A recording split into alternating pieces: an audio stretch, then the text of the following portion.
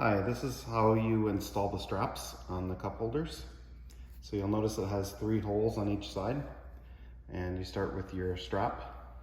You go in through the top hole, pull a good amount of strap through, and then you go out through the bottom hole. And this is why you need to have a nice loop here, is because next we go in through the middle hole, and you reach in,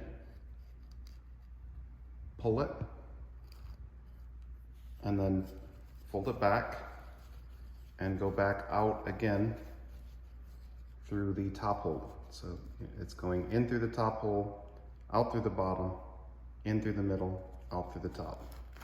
Okay, now at this point you can adjust the length of the strap to whatever you need. Fold it over and go back in through the bottom hole so that it points down.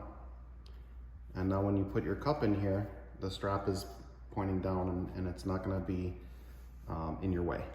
So let's go over to the other side of this, other end of the strap, and do it again.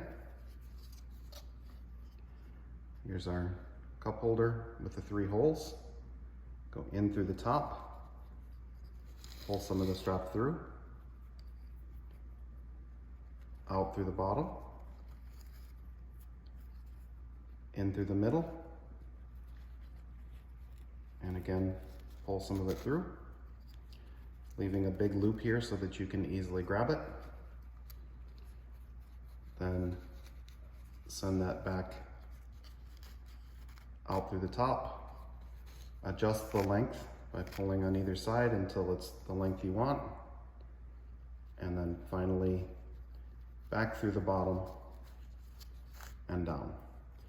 Now the length of the strap, of the overall strap, is going to depend on the person. I find I like to have this reaching to about my waist with the one, so that as I put it over my shoulder, across my body, it fits down to about my waist. And we include this strap that's going to be long enough for anyone, including very tall individuals.